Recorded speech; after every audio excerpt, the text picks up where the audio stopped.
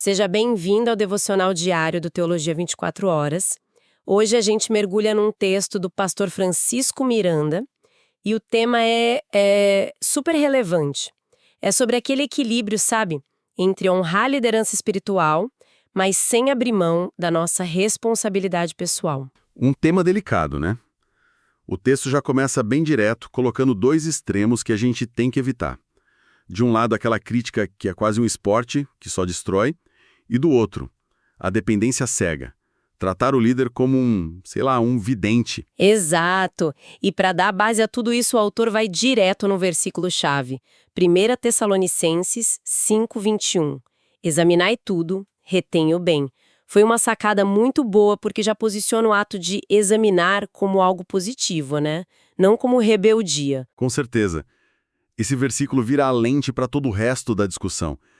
E aí o argumento é que o caminho do meio, entre a crítica e a dependência, é a maturidade espiritual. E o que eu achei interessante é que ele aponta o problema nos dois lados. Ele cita 1 Pedro para falar de líderes que abusam da autoridade. Isso. E na sequência já emenda com Hebreus para falar do que ele chama de infância espiritual. Aquela coisa de terceirizar a fé, de ficar sempre pedindo uma palavra para alguém em vez de buscar em Deus. Exatamente. O ponto central é esse. O Espírito Santo que recebemos nos capacita com discernimento. E para aprofundar essa ideia, ele traz dois termos, um do grego e outro do hebraico, o que eu achei uma jogada muito boa. Essa parte é ótima. Ele fala do termo grego diácresis. O que exatamente essa palavra acrescenta? Boa pergunta. Diácresis não é só ter uma opinião, sabe? É a capacidade de separar, de distinguir o que vem de Deus daquilo que é só humano numa mensagem.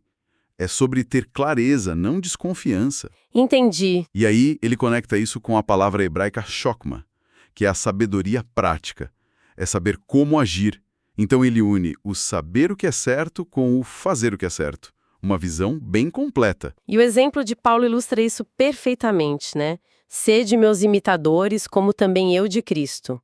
A lealdade final a Cristo.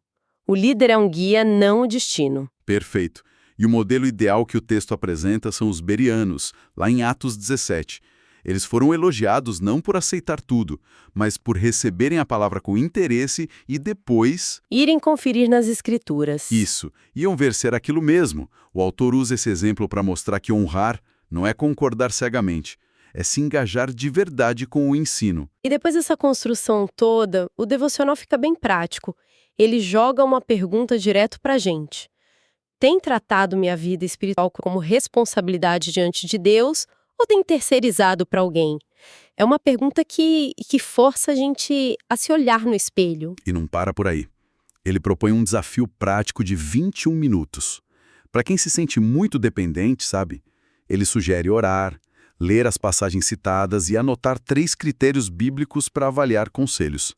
É um jeito de pegar o conceito abstrato e transformar numa ferramenta pessoal. Até a oração no final do texto amarra tudo.